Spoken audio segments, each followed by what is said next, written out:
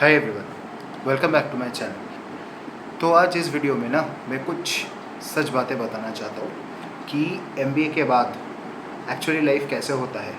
तो पहले तो थोड़ा समझ लेते हैं जनरल परसेप्शन क्या है कि भाई एमबीए के बाद तो अगर टॉप आईएम से किए हो, मैं उनके बारे में ही बात कर रहा हूँ जो टायर 1 इंस्टीट्यूट से, तो आपका लाइफ सेट है भाई। आप तो लाखों कुछ टाइम करोड़ों पे कमा रहे हैं बंदा, तो उसका लाइफ में तो कोई प्रॉब्लम ही नहीं है। ठीक है, वो तो बहुत ही अच्छा है, उसको बहुत अच्छा उसका लाइफस्टाइल है, वो फॉरेन ट्रिप्स पे जा रहा है, वो बिज़नेस क्लास में ट्रैवल कर रहा है, बड़े बड़े होटलों में रह रहा है, उसका तो फैमिली बहुत अच्छा है, बहुत अच्छा लाइफ सेट है उसका। ये जनरल पिक्चर है। तो भाई मैं सीधी सीधी तरीके से बता रहा हूँ ना, ये बहुत बड़ा गलत फहमी है लोगों का जो ये सोचते हैं। उनको बेसिक थोड़ा सा अंडरस्टैंडिंग आज क्लियर कर लेते हैं। चलो भाई, ठीक है।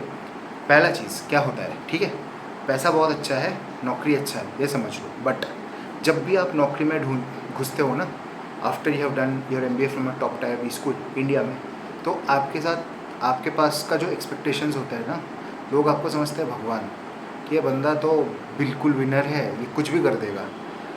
12, 14, 15, 16 घंटा आपसे काम करवाते हैं, ठीक है, आप कुछ बोल नहीं सकते। क्यों बोलोगे तो क्या होगा, कोई सुनेगा नहीं। आपके ऊपर लोन है, एडुकेशन लोन, आपको अपने आप को साबित करना है।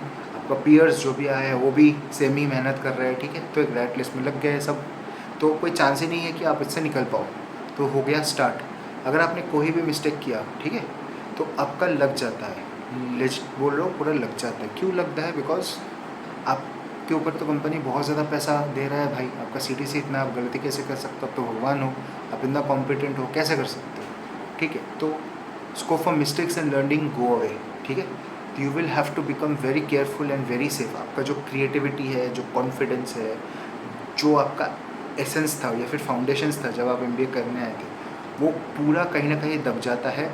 To make sure you are not making any mistakes, ये है सबसे बड़ा ट्रुथ। सेकेंड ट्रुथ आता है वर्क लाइफ का, तो ये हो गया, ठीक है। सोसाइटी स्टेटस, आपका एक स्टेटस बन चुका है। आपका पेरेंट्स जाके आपके रिलेटिव्स को बताते हैं मेरा लड़के को या लड़की को इतना अच्छा पैकेज का नौकरी मिल गई, एमएनसी में कोई वाइस प्रेसिडेंट है, एमएनसी में कोई बहुत बड़ा पोस्ट में, कोई कंसल्टेंट है, कोई 5 स्टार होटल में जा रहा है, सब कुछ एक रोज़ी पिक्चर पेंट करते हैं, ठीक है। तो सडनली आपको एक सुबह आप उठे, आपका सर इतना दर्द कर रहा है, बोला भाई मेरा से नहीं होगा ये 12-14 घंटे का काम, मैं तो नौकरी छोड़ दूंगा, ठीक है। सोच के देखो एक बार, कभी अपने पेरेंट्स को बोलो, ठीक है, क्या बोलते हैं मेरे को बताना, फिर कमेंट में लिखना क्या बोलते हैं। सीधी सीधी बात आती है, भाई कैसे छोड़ोगे, इतना मेहनत करके तुमको पढ़ाया, तुम्हारे ऊपर लोन है, ठीक है, क्या कहेंगे रिश्तेदार को, काम तो करना ही पड़ेगा, कैसे छोड़ोगे? नहीं छोड़ सकते। छोड़ोगे तो उसके बाद क्या करोगे, कुछ सोचा है? ऑब्वियसली कोई सोचना नहीं है, मेंटल प्रेशर ही इतना ज़्यादा हो जाता है। तो वो हो गया सोसाइटी का नॉर्म्स। तीसरा, lifestyle inflation. After you got a job, आपको ना सब कुछ चाहिए, आपको बड़ा गाड़ी चाहिए, बड़ा मकान चाहिए, बड़ा बाइक चाहिए, सब कुछ बड्डे बड्डे चाहिए। बट क्या होता है, लोन ट्रैप में गिर गए। एक तो एजुकेशन लोन है, उसको चुकाना पड़ेगा, ये सब चुकाना पड़ेगा। हो सकता है आपका पैकेज बहुत ही हाई है, आप इजीली कर दोगे, बट ट्रेड ऑफ क्या है, आप पूरा अपना 20s 30s 40s, somewhere in your 40s आपने पूरा बेच दिया। आपको वो कॉन्स्टेंट इनकम चाहिए। उसके प्रेशर में आप जो कॉर्पोरेट जॉब में चले गए हो ना, even if you want to grow, if you want to take a pay cut, do something else, वो आप कर नहीं पाओगे। कैसे करोगे? आपके पास तो लाखों लाखों रुपए का ईएमआई देना है आपको। वो अगर डिफ़ॉल्ट हो गया तो गया, कोई सुनने वाला ही नहीं है। तो ये एक बड़ा प्रॉब्लम आ जाता है। फोर्थ प्रॉब्लम, जो सबसे बड़ा प्रॉब्लम होता है, अगर आपने कर लिया ना, आप अपने इनकम के साथ स्टेबल आपको रहना पड़ेगा।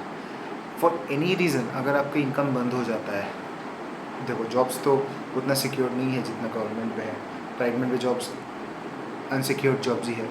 तो फॉर एनी रीज़न अगर आपका कुछ हो गया, आपका जॉब चला गया, आप इतना प्रेशर में आ जाते हो, आपको ईएमआई भरने हैं इतने, आपको एक लाइफस्टाइल मेंटेन करना है, आपको स्टेटस चाहिए, आपको नया नया चीज़ें चाहिए, तो लोग पगला जाते हैं। ये जो ट्रेंड हुआ है ना लिंक्डइन में लास्ट 5-6 महीने से चल रहा है कि 40 lakhs per annum is not good enough, 70 lakhs per annum is not good enough, 1 crore के ऊपर चाहिए। भाई ज़रा सोच के देखो क्या हो रहा है, ठीक है।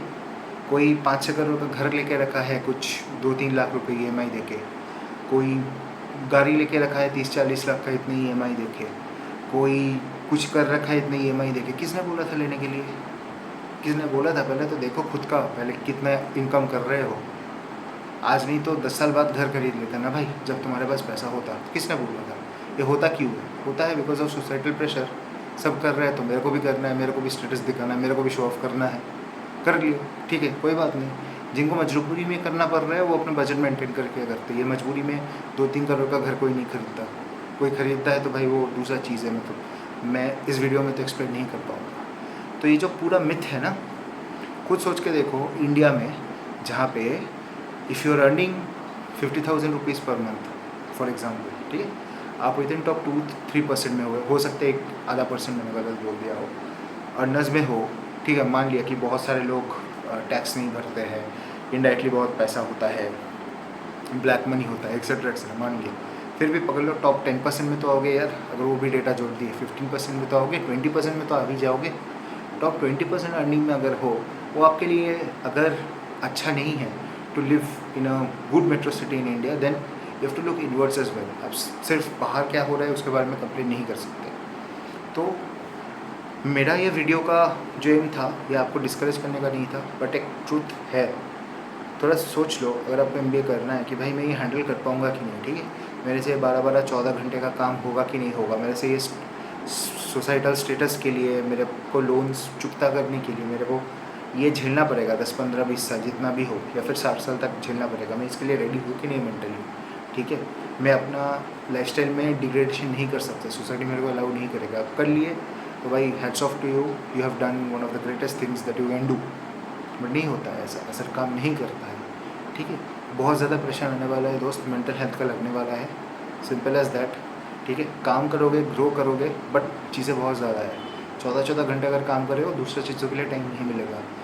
घर के साथ, घर में टाइम बिताना है, भूल जाओ, नहीं हो पाएगा। अगर छोटे शहर से हो तो अपॉर्चुनिटीज़ नहीं है, बाहर ही जाना पड़ेगा, साल में 2 बार ही घर पे आ पाओगे, ठीक है। ये सोच लो, अगर पेरेंट्स के साथ बहुत अच्छा बॉन्डिंग है तो भाई कहीं पे तुम्हें हार्ड बनना पड़ेगा, ठीक है। Relationships forget, you don't have the time, you will either B fighting, हो गया अच्छा, कोई अंडरस्टैंडिंग पार्टनर मिल गया तो बहुत सही है, बट भाई उतना ईजी नहीं होता। तो overall it is going to be difficult. Mentally अपने आप को देखो कि भाई मेरे को ये लाइफ चाहिए कि नहीं चाहिए। पैसे they are different ways to earn money, but are you mentally prepared for it, will you be okay doing it for the long term. अगर आंसर ये है फिर ही करो, अगर नहीं है तो भाई फिर से सोच लो। With that note I end my video. It was a true honest conversation from my heart. Let me know your thoughts below, आपका एक्सपीरियंस क्या रहा है आफ्टर डूइंग एन MBA, और if you are within the top earners of this country, tell me if what I told you resonates with you or not. Thank you for your time. Have a great day.